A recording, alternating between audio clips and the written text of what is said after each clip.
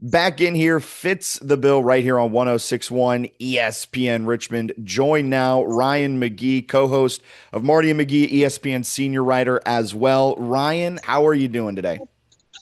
I've had worse days, man. I'm at Charles Schwab Field. The weather is beautiful. I wish we were playing tonight, but I'm watching North Carolina take batting practice, and Oklahoma will come rolling out here in a few minutes. But yeah, it's about 79 degrees, low humidity. I've had worse days, bud.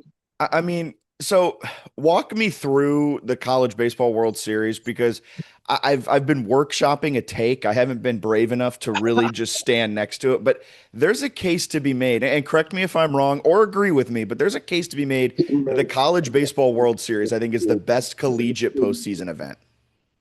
Oh, I agree with that 100%. And listen, I'm very fortunate. I get to cover the college football playoff. I got to cover the Final Four in Indianapolis.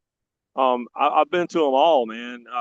But this is the atmosphere here. I love it so much. I mean, I wrote a New York Times worst selling book about it 18 years ago because I love it so much. And it's just the atmosphere is great. The town's great. My favorite sporting events have always been the ones that belong to the city. Like you can't imagine, Augusta without the Masters and vice versa. You can't imagine the Indianapolis 500, without Indy and without the track. I mean, and you can't imagine the College World Series anywhere other than Omaha. And it's been here since 1950, and the people love it. And it's coaches tell me all the time. I was just talking to Mike Fox, who coached in North Carolina for years, and he said, "Yeah, he said once you get a team here, it's the best and worst thing ever because now you just lay awake at night trying to figure out how to get back." So anyone who's never been, even if your team's not in it, you need to come out here and experience it. Yeah. I've been telling myself I'm a JMU alum. I'm like, whenever JMU can make it out there, I need to make it out to Omaha. But then the results on the diamond haven't been too favorable for JMU in the Sun Belt. So I'm like, I might just have to get out there regardless of what happens with JMU. They made the Women's College World Series a couple of years ago, and that was just an awesome experience too. So Yeah, I think yeah. both of them are just something special. Oh yeah. Well, hey, and you know what? I don't think Troy expected to be here, and they're True. proud Sun Belt. And Coastal Carolina, in my opinion, should have won the championship a year ago. So yeah, there's a Sun Belt path, but I don't know if I'd wait. I think I'd just come on out and then come back when they come back. Yeah, exactly. Kind of throwing the things around, running the gamut of the sports world. I do want to get your thoughts on NASCAR and everything that's happening with Denny Hamlin recently, 804 native. He's a guy we talk a lot about here on ESPN Richmond. He's a guy we like to follow. Rattled off three straight wins. He's Yeah. doing dominant things at age 45. How important is winning a championship, you think, to the Denny Hamlin legacy? Oh, I think it's crucial, and Denny, anyone that saw, it's funny because last year I talked to Denny. I've known Denny since he started in the Cup Series, and last year talking to him just a few days before the finale, and he was doing the official thing, right? Listen, I'm a hall. I think I'll be in the Hall of Fame. I've been so fortunate to win this, and this. A championship. I don't need a championship to define me. But then you saw the look on his face, and it lasted for weeks, even during the antitrust trial. The crushing disappointment he had of losing the championship, and it felt like that for everyone. Is why they've changed the championship format. I really believe that because it was just kind of the final straw when Denny didn't win it. So yes, he will continue to tell you the company line about, listen, I've been so fortunate. I don't need that to define me. But the reality is, you don't want to retire as Charles Barkley. You don't want to retire as the greatest who never got a ring. And the reality is, yes, he's a first ballot Hall of Famer by any measure. But without that championship ring, there will always be a but attached to his resume, and he doesn't deserve that. Early returns on this new point structure. They've gotten away from the playoff system and it's back to the chase for the cup type of situation they had, what, 15 years ago, however long ago it was. But early returns on that, how do you think that's working out for NASCAR up to this point? Well, the fans are happy. I mean, I think that's issue number one. I think that NASCAR, and quite frankly, a lot of us, kind of underestimated the hatred for that thing. And so the reaction of relief that we've seen from so many fans, and honestly from the garage too. And so I think that's what it's been. I think there's certainly been some alterations to the way that teams approach the season.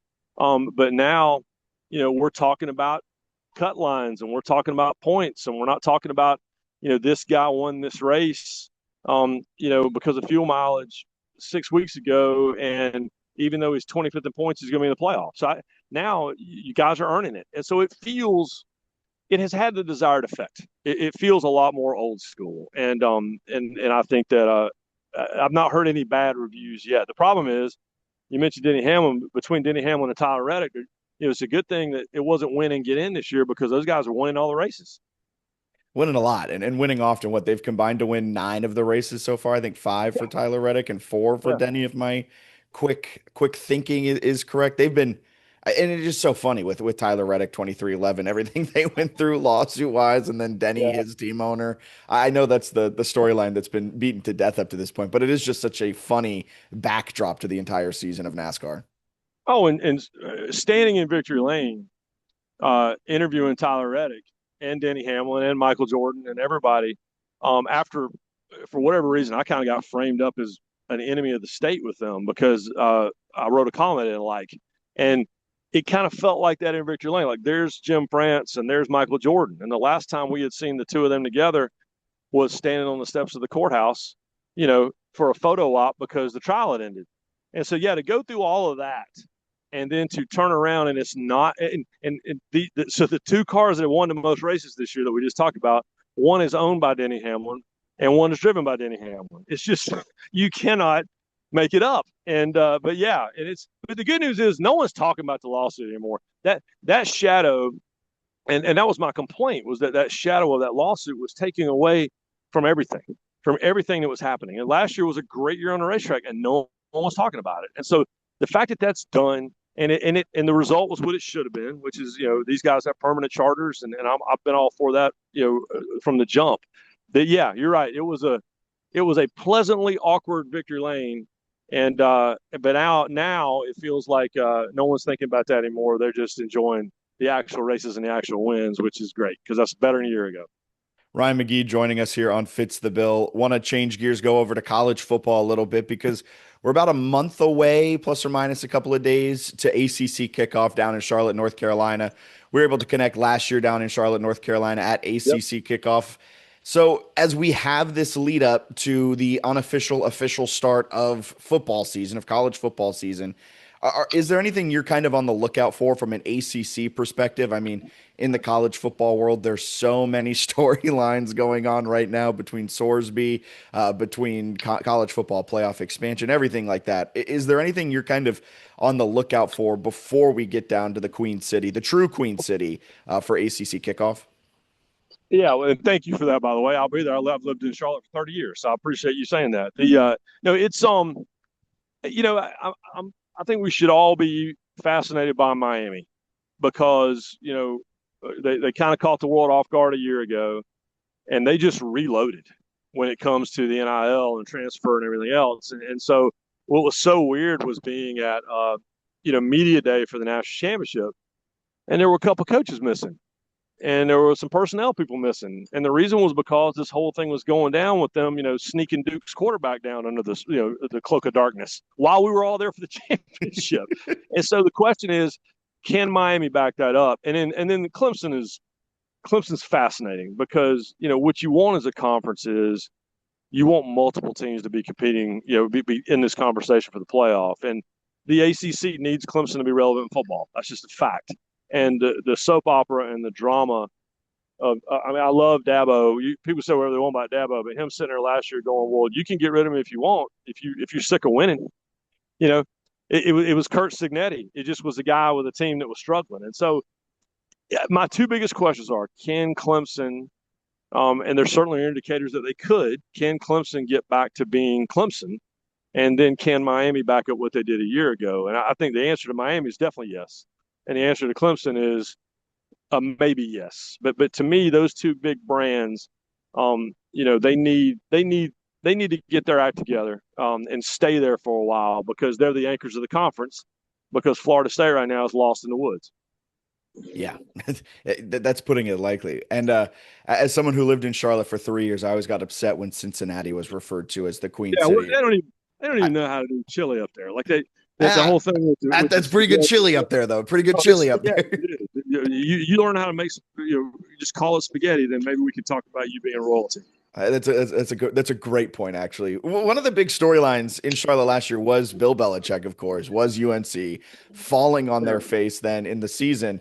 Is that something that it feels crazy to say is Bill Belichick on the hot seat, the amount of money they invested, and then UNC doubled down by going and get Malone for their basketball team. But for Bill Belichick, do you think there's still going to be this air of weirdness around UNC this year down in Charlotte? Yeah, and oh by the way, I'm literally standing 20 yards from the athletic director of North Carolina. Can you you hear what we're talking about over here? Yeah, he just waved me off. No, the deal is, you know, that drama last year was about what I expected. I wrote the column when he was hired that, the challenge for Bill Belichick is going to be, listen, North Carolina football is North Carolina football. And the reality is they haven't won the ACC since Lawrence Taylor was there. And for you kids out there, Lawrence Taylor was a really great NFL player in the 80s. And so it's just been a minute. And so until they prove they can get over that hump, I don't know. To me, I don't believe that Belichick's on the hot seat. I think North Carolina's on the hot seat because the question is, does Belichick just become bored with it? And that's been my question all along is how will he stay interested and engaged enough to stick around and do the work that needs to be done? I thought the learning curve was going to be very steep for him and for Michael Lombardi and all these guys with pro football experience. Yeah. And it was very steep, and they're willing to admit that. At least Lombardi is. And it's but now you in theory should know what the job is, and in theory you have the support that you need.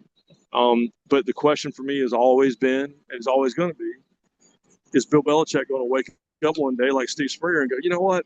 I think I'm done. I'm not. It's not. This isn't really thrilling me anymore. And to me, that's why North Carolina's on the hot seat, not their head coach. And you mentioned earlier how Clemson kind of needs to step up. The ACC needs multiple teams in the conversation for the college football playoff. Virginia Tech made the splash higher. They went out, they got James Franklin. They've now, I mean, they are red hot on the recruiting trail for the class of 2027. I know that doesn't impact this year, but Hokie fans are feeling really good about this upcoming year. Do you think Virginia Tech is a potential team in the ACC that could be in the conversation for the college football playoff come the end of the year, or are they a year away from being a year away? I think they're a year away, but I think that they are going to make a splash. I thought it was the best hire in the country. I love James Franklin. Sometimes it's just time for someone to move on, and it was time for Penn State and James Franklin to move on. But the reality is, the man was one play away from his team playing for a national championship, and then he got fired halfway through the next season. And you know, I like James because I think that he does his best work when he's working from behind. Right? It's the small college, quarterback inning. And when he was at Vanderbilt, all due respect to what they've done there the last couple of years, he did that a while ago, and he loved having to outwork everyone else. And when he first got to Penn State, the place was a mess, and he loved working from behind. And so Virginia Tech, unfortunately, if you're a Hokies fan, and Marty is, out to hear about it all the time, that they're working from behind. But I think that's when James Franklin does his best work. And so I think that there's no reason to think they won't get people's attention this year. But I think when it comes to title contention, that's about a year away. Ryan, really appreciate your time, your insights. Enjoy the rest of the weekend in Omaha at the College World Series. Hope to connect down in Charlotte at ACC kickoff. Yeah, man, I'm going to walk over here and ask Steve Newmark, AD from Carolina, if I did a good job just then talking about Belichick. We'll see. I love it. Thank you, Ryan. All right, boys. Thanks.